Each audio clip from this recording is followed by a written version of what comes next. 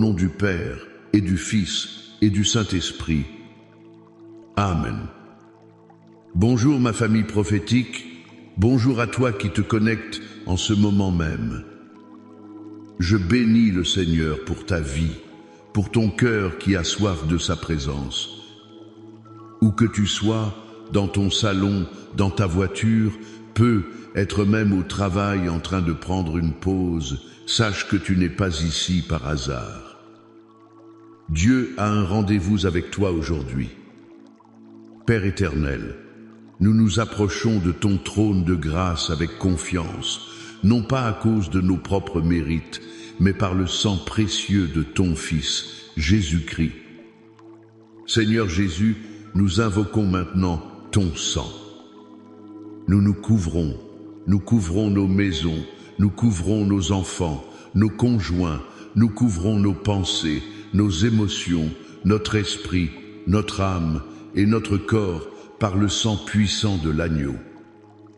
Que ce sang soit une ligne de démarcation que l'ennemi ne peut pas franchir. Que ce sang purifie notre conscience de toute œuvre morte. Que ce sang nous lave et nous rende plus blancs que neige. Nous déclarons que par le sang de Jésus, nous avons la victoire. Nous déclarons que par le sang de Jésus, toute accusation de l'ennemi est réduite au silence, maintenant au nom puissant de Jésus. Et Saint-Esprit, nous t'invitons. Viens, Esprit de Dieu, prends le contrôle de ce moment. Nous ne voulons pas d'un simple service en ligne, nous voulons une rencontre divine. Viens souffler sur nos cœurs fatigués, viens renouveler nos forces, viens nous parler. Parle à travers ma bouche et ouvre les oreilles spirituelles de chaque personne qui écoute. Père, je veux prendre un instant pour prier pour cette personne qui se connecte aujourd'hui avec un poids immense sur les épaules. Toi, qui sens ta foi vaciller comme la flamme d'une bougie dans le vent, toi qui es tourmenté par des pensées de peur, d'anxiété, de doute, la parole de Dieu déclare dans 2 Timothée, chapitre 1, verset 7, que Dieu ne nous a pas donné un esprit de peur, mais un esprit de force, d'amour et de sagesse. Alors, en cet instant, au nom de Jésus, je prends autorité sur tout esprit de peur qui t'attaque. Je lui ordonne de te lâcher maintenant. Je brise son emprise sur tes pensées, sur tes nuits, sur tes décisions. Je déclare que la force de Dieu remplace ta faiblesse. Je déclare que l'amour parfait de Dieu chasse toute crainte. Et je déclare que la sagesse de Dieu t'éclaire pour savoir quoi faire. Reçois ta délivrance maintenant au nom de Jésus. Avant d'entrer dans la profondeur de la parole, ma famille prophétique, je veux te demander rapidement de participer à l'avancement du royaume. En ce moment même, commente Amen, ma foi est affermie dans le chat. Appuie sur ce bouton j'aime ou ce cœur pour que les algorithmes sachent que la lumière de Christ brille ici et la montre à plus de monde. Et s'il te plaît, partage ce direct avec 7 personnes. 7 est le chiffre de la perfection divine. Peut être que l'une de ces 7 personnes est au bord du gouffre et que cette parole sera sa bouée de sauvetage. Et je te fais une promesse. Reste avec moi jusqu'à la fin, car à la fin de cette session, je vais prier spécifiquement et prophétiquement pour chaque personne qui se sent attaquée dans sa foi et dans son âme, pour que Dieu construise une forteresse divine autour de toi. Le cri de notre cœur aujourd'hui est simple, mais il est si profond, si vital. Seigneur, affermis ma foi et protège mon âme. C'est une prière à double action. Ce n'est pas seulement une demande passive, c'est une déclaration de notre besoin et de notre confiance en celui qui peut y répondre. Nous vivons dans un monde qui est conçu pour ébranler notre foi et pour blesser notre âme.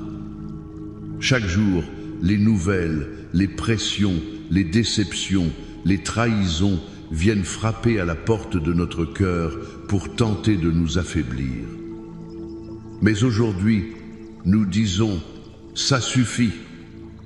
Nous allons apprendre à nous positionner pour que Dieu puisse fortifier ce qui est à l'intérieur de nous.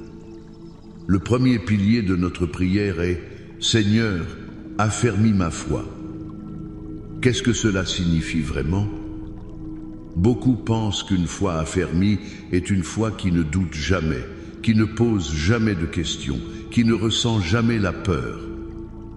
C'est faux. Une foi affermie n'est pas l'absence de combat, c'est la capacité de rester debout au milieu du combat. L'apôtre Jacques nous donne une clé extraordinaire dans son épître, au chapitre 1, versets 2 à 4. Écoute bien ceci, mes frères, regardez comme un sujet de joie complète les diverses épreuves auxquelles vous pouvez être exposés, sachant que l'épreuve de votre foi produit la patience. Mais il faut que la patience accomplisse parfaitement son œuvre, afin que vous soyez parfaits et accomplis, sans faillir en rien. Tu as bien entendu? Il dit de considérer les épreuves comme une joie. C'est contre-intuitif. Mais pourquoi? Parce que l'épreuve de votre foi produit la patience ou l'endurance. Le mot grec pour épreuve ici est dokimion. Ce n'est pas une épreuve pour te faire tomber, c'est un test pour prouver la qualité, l'authenticité de quelque chose. C'est le même mot qu'on utilisait pour un orfèvre qui mettait l'or ou l'argent dans le feu. Le feu n'était pas là pour détruire le métal précieux, mais pour le purifier, pour faire remonter toutes les impuretés à la surface afin de les enlever. Ton épreuve, le désert que tu traverses, la difficulté financière, le problème de santé, le conflit relationnel, ce n'est pas la fin de ton histoire. C'est le feu du raffineur. Dieu permet l'épreuve non pas pour te détruire, mais pour te purifier, pour brûler tout ce qui n'est pas de lui en toi, et pour que ta foi en ressorte pure, brillante, inébranlable. Je me souviens de l'histoire d'une femme dans notre communauté. Elle avait une foi simple, joyeuse. Puis, du jour au lendemain, son mari l'a quittée et elle a perdu son travail la même semaine. Elle m'a dit, « Pasteur, j'ai l'impression que Dieu m'a abandonné. Où est-il » Son âme était dans la tourmente. Mais au lieu de sombrer, elle a fait une chose. Chaque matin, même en pleurant, elle ouvrait sa Bible et elle lisait à voix haute. « L'Éternel est mon berger, je ne manquerai de rien. » Même si son compte en banque criait le contraire. Elle lisait « Aucune arme forgée contre moi ne prospérera. » Même si elle se sentait vaincue, lentement, jour après jour, quelque chose a changé. Ce n'était plus seulement des mots.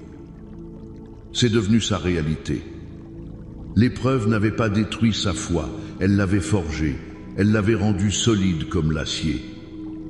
Dieu a pourvu pour elle de manière miraculeuse, mais le plus grand miracle n'était pas financier, c'était la force inébranlable qui était née en elle.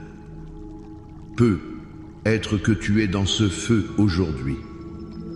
Laisse-moi te dire, ne maudis pas le feu. Laisse le maître orfèvre faire son travail. Accroche-toi à sa parole.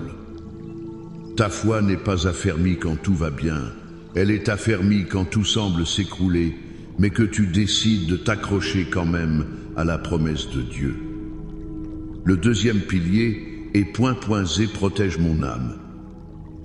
Si la foi est notre bouclier, l'âme est la cible principale de l'ennemi. Ton âme, c'est le siège de tes pensées, de tes émotions, de ta volonté. L'ennemi sait que s'il peut contrôler ton âme, il peut paralyser ta vie. Il va t'envoyer des flèches de mensonges. Tu n'es pas assez bon, Dieu t'a oublié, tu ne t'en sortiras jamais, cette maladie va te tuer. Il va t'envoyer des flèches de découragement, de ressentiment, d'amertume. Comment Dieu protège-t-il notre âme? La réponse est dans Philippiens, chapitre 4, versets 6 et 7.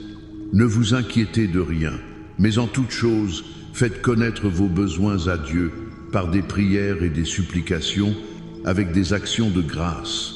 Et la paix de Dieu, qui surpasse toute intelligence, gardera vos cœurs et vos pensées en Jésus-Christ.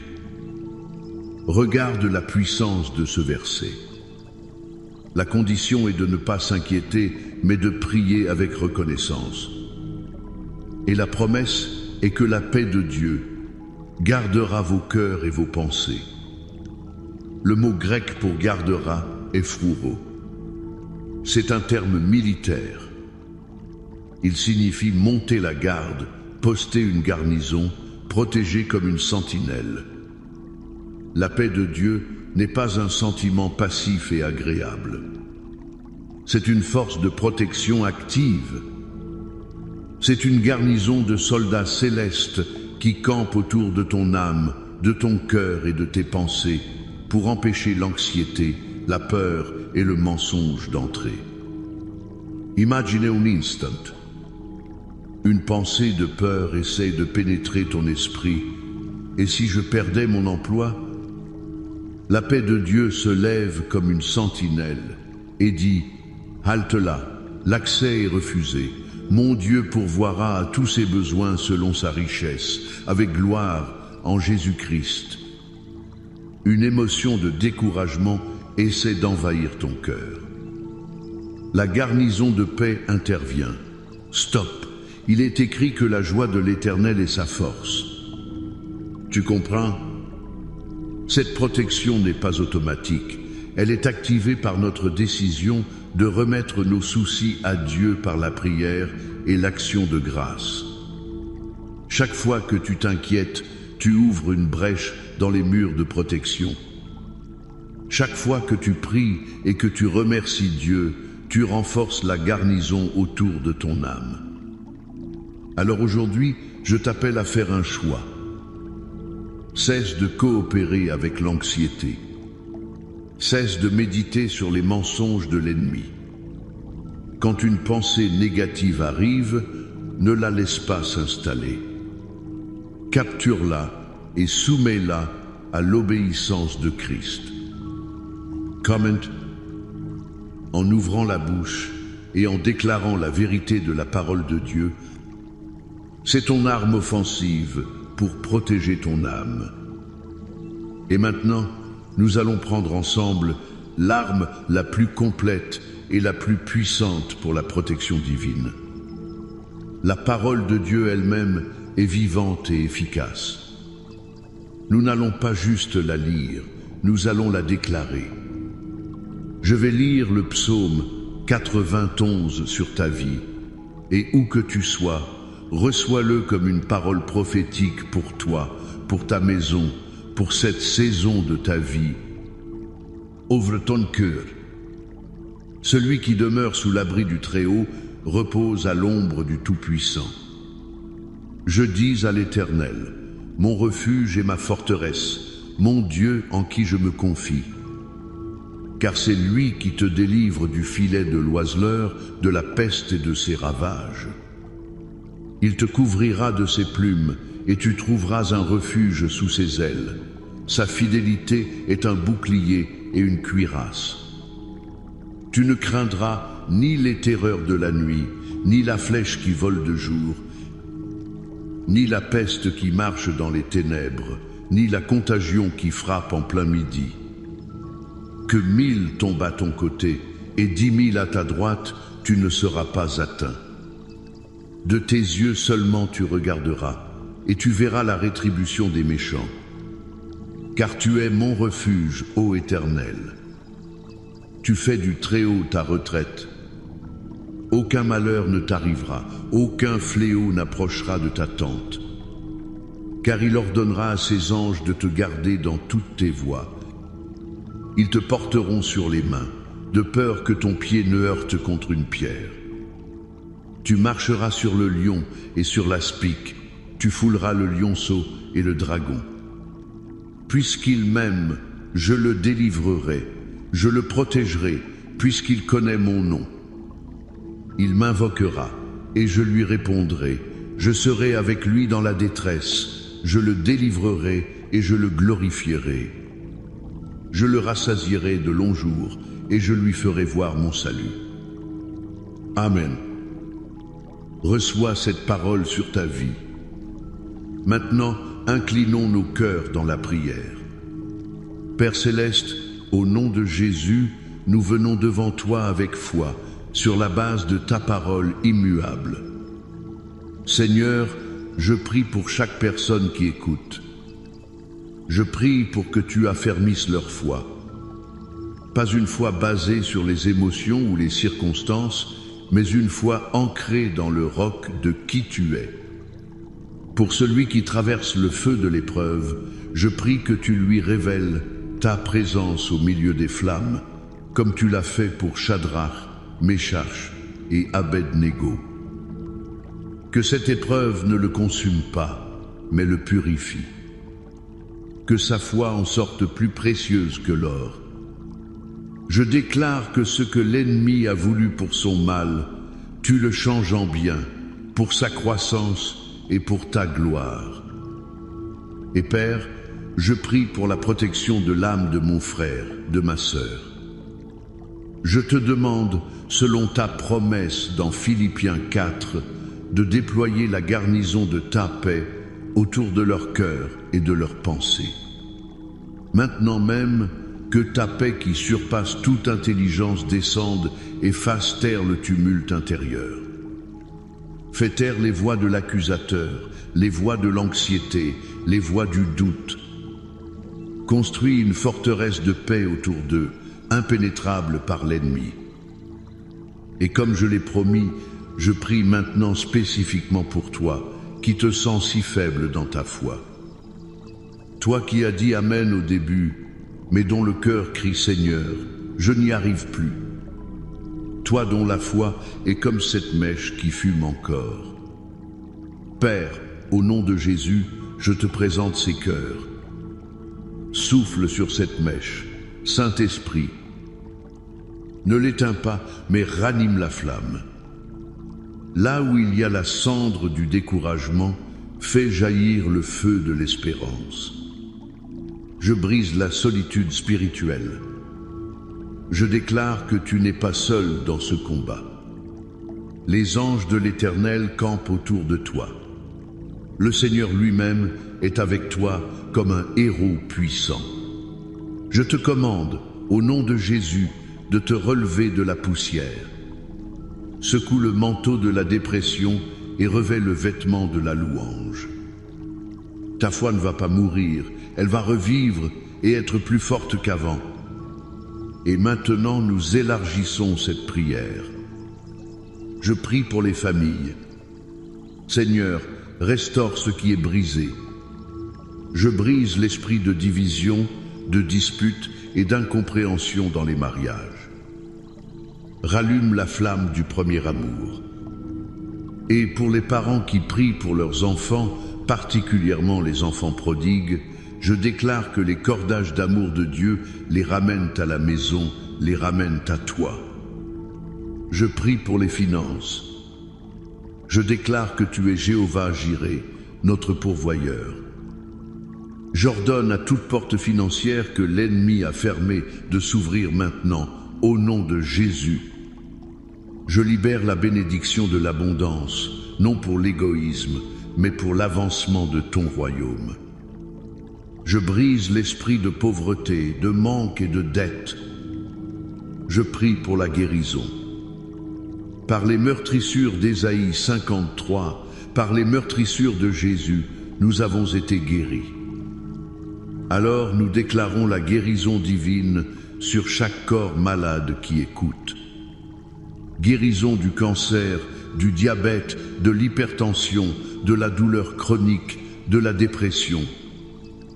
Sois guéri, sois restauré au nom de Jésus. Et nous menons le combat spirituel. Nous prenons l'autorité que tu nous as donnée en Christ et nous lions tout esprit de dépression, d'oppression, de confusion, de dépendance. Nous déclarons que les chaînes sont brisées, que les captifs sont libérés. La victoire a déjà été acquise à la croix et nous nous approprions cette victoire aujourd'hui. Et maintenant, ma famille reçoit cette bénédiction apostolique. Que l'Éternel te bénisse et te garde. Que l'Éternel fasse luire sa face sur toi et t'accorde sa grâce. Que l'Éternel tourne sa face vers toi et te donne la paix. La paix dans ton esprit, la paix dans ton cœur, la paix dans ta maison, la paix dans ton travail, la paix dans ton corps. Va dans la victoire du Christ, avec une foi affermie et une âme protégée. Au nom du Père, du Fils et du Saint-Esprit, Amen et Amen.